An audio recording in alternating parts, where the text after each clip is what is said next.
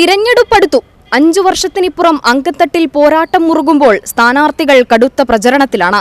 കടുത്ത വെയിലിനെയും അവഗണിച്ചാണ് രാവന്തിയോളം പ്രചരണം കടുപ്പിക്കുന്നത്. സ്ഥാനാർത്ഥികളുടെ വിശേഷങ്ങൾ കാണാം.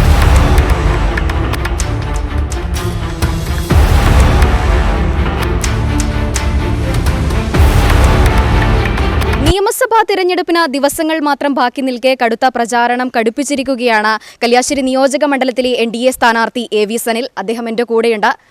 അപ്പോൾ ഒരു ഇടത് വളക്കൂറുള്ള ഒരു മണ്ണാണ് കല്യാശ്ശേരി നിയോജക മണ്ഡലം. ആ നിയോജക മണ്ഡലത്തിൽ ഇക്കുറി തിരഞ്ഞെടുപ്പിൽ ഒരു അട്ടിമറി വിജയം സാധ്യമാക്കിക്കൊണ്ട് ആ ഒരു മാറ്റം കൊണ്ടുവരാൻ സാധിക്കുമെന്നൊരു പ്രതീക്ഷയുണ്ടോ? എത്രത്തോളമാണ് ആത്മവിശ്വാസം?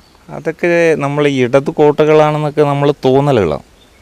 അങ്ങനെ ഒരു കോട്ടകളൊന്നുമില്ല. ആ കോട്ടകളൊക്കെ തകർക്കാൻ ജനങ്ങൾ ഒരു നിമിഷം ബാലറ്റ് മെഷീനിൽ തീരുമാനമെടുത്താൽ ആ കോട്ടകളൊക്കെ തകരും.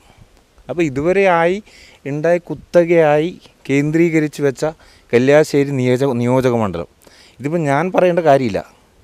പത്രദ്വാര മാധ്യമങ്ങൾ വഴി നിങ്ങളൊക്കെ അറിയുന്നതാണ് ഈ നിയോജക മണ്ഡലത്തിൻ്റെ അവസ്ഥയും നിങ്ങളുടെ ഗതാഗത സൗകര്യത്തെക്കുറിച്ചും നിങ്ങളുടെ മറ്റുള്ള സാങ്കേതിക സംവിധാനത്തെക്കുറിച്ചൊക്കെ ഈ ഗവൺമെൻറ്റിൻ്റെ അടുത്തുനിന്നും ഈ ഇവിടുത്തെ ജനപ്രതിനിധിയും എന്ത് നൽകി. ഇനി ഈ ജനപ്രതിനിധിയല്ല, കാലങ്ങളായി ഇവിടെ പ്രതിനിധീകരിച്ച ഇടതുപക്ഷത്തിൻ്റെയും CPMൻ്റെയും MLAമാർ, മന്ത്രി പുങ്കവന്മാർ, അവരൊക്കെ ഇവിടെ എന്ത് നടത്തി എന്നുള്ളത് ഒരു ചോദ്യചിഹ്നമാണ്. നിങ്ങൾക്ക് മുന്നിലുണ്ട് 2 പാലാരിവട്ടം പാലങ്ങൾ ഇടത് വലത് മുന്നണികളുടെ സമയത്ത് ചെയ്ത പദ്ധതികളാണ്. ആ പദ്ധതികൾ 10 വർഷമാണ് ആ പദ്ധതികളുടെ ഗ്യാരണ്ടി. പക്ഷേ ആ 10 വർഷം പോലും പൂർത്തിയാക്കുന്നതിന് 3 തവണ പാലം അടച്ചിരിക്കുകയാണ്. എന്നിട്ടും MLA പറയുന്നു വികസന സംഭവം, വികസന സന്ദേശം എന്നൊക്കെയാണ് പറയുന്നത്.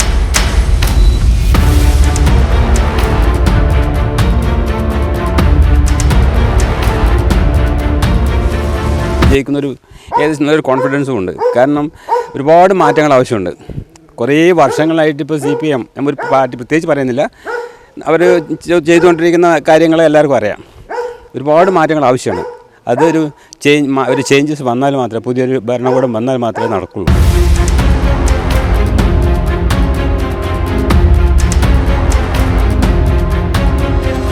കാലങ്ങളായി ഇവിടുത്തെ ജനത മത്സ്യബന്ധന മേഖലയിൽ ആളുകൾക്ക് വേണ്ട ഏറ്റവും വലിയ പുതിയങ്ങാടി ചൂട്ടാട് മത്സ്യബന്ധന തുറമുഖം എല്ലാവിധ സർവേകളും കഴിഞ്ഞതാണ്.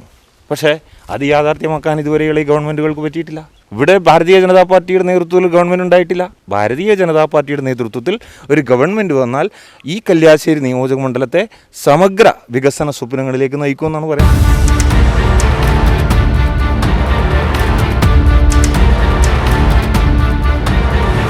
അഞ്ചാറ് സീറ്റിൻ്റെ പ്രതീക്ഷ കരുതുന്നുണ്ട്. എന്തു തന്നെയായാലും കേരളത്തിൽ ഇവിടെയും വോട്ട് വളരെ കൂടാൻ സാധ്യതയുണ്ട് കഴിഞ്ഞ പ്രാവശ്യക്കാരുടെയും എന്ന് പ്രതീക്ഷിക്കുന്നു.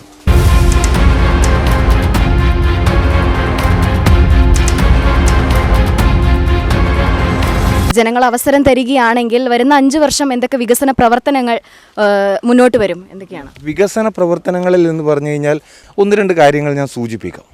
ഇപ്പോൾ നമ്മുടെ മാട്ടൂലിൽ നിന്നും പഴയങ്ങാടിയൊക്കെ എത്തേണ്ട അണ്ടർപാസ് MLA ആയെന്നു മുതൽ പറയുന്നതാണ്. ഇപ്പോൾ തുടങ്ങി, ഇന്ന് തുടങ്ങി, നാളെ തുടങ്ങി, ഈ കഴിഞ്ഞ ആഴ്ചയും അദ്ദേഹം പറഞ്ഞു പണി തുടങ്ങിയോ ഇല്ലയോ എന്ന് അറിയില്ല. പക്ഷേ ഇതുവരെ തുടങ്ങിയിട്ടില്ല എന്നാണ് നമുക്ക് കിട്ടുന്ന വിവരങ്ങൾ. നമ്മൾ അധികാരത്തിൽ വന്നാൽ ഒരു എലിവേറ്റഡ് സംവിധാനം പഴയങ്ങാടി പട്ടണത്തെയും അതുപോലെ തന്നെ പാടായി പഞ്ചായത്തിനെയും മാട്ടൂലിനെയും ഈ ചുങ്കം വരെയുള്ള പിന്നെ ഈ റോഡിനെ മാറ്റി ഒരു എലിവേറ്റഡ് ഹൈവേ രൂപത്തിൽ സംവിധാനം കൊണ്ടുവരാൻ നമ്മൾ ആ പദ്ധതി കേന്ദ്ര ഗവൺമെൻറ് മുമ്പിലും അതുപോലെ തന്നെ സംസ്ഥാന ഗവൺമെൻറ് നമുക്ക് ഭാരതീയ ജനതാ പാർട്ടിയുടെ നേതൃത്വത്തിൽ വരികയാണെങ്കിൽ ആദ്യത്തെ പദ്ധതി അതായിരിക്കും.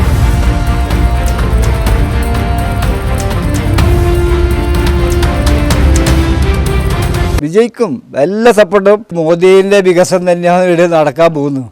ഇനി ഏത് പാർട്ടി വന്നു കഴിഞ്ഞാലും കല്യാശ്ശേരി മണ്ഡലത്തിൽ വികസനം തന്നെ, മോദി വരണം. കല്യാശ്ശേരി നിയോജക മണ്ഡലത്തിൽ ഇപ്രാവശ്യം എന്തായാലും NDA സ്ഥാനാർത്ഥി വിജയിക്കും. ബാക്കി എല്ലാ കാര്യങ്ങളും നരേന്ദ്രമോദി തീരുമാനിക്കും.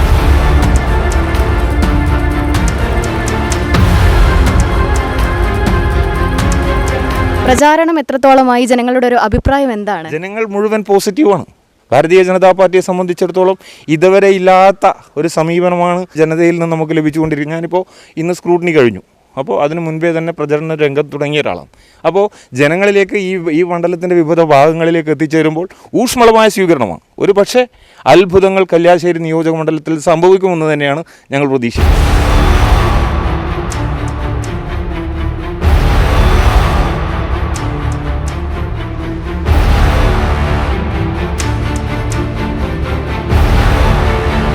ഏപ്രിൽ 9, മെയ് 4 ഈ 2 ദിനങ്ങൾ ഏറ്റവും സുപ്രധാനമാണ്. കേരള രാഷ്ട്രീയം ഉറ്റുനോക്കുന്ന ദിനങ്ങളാണിനി. ഷാജി കിഴറയ്ക്കൊപ്പം ലിസ ജനാർദ്ദനൻ, സീൽ ന്യൂസ്, ധർമ്മശാല.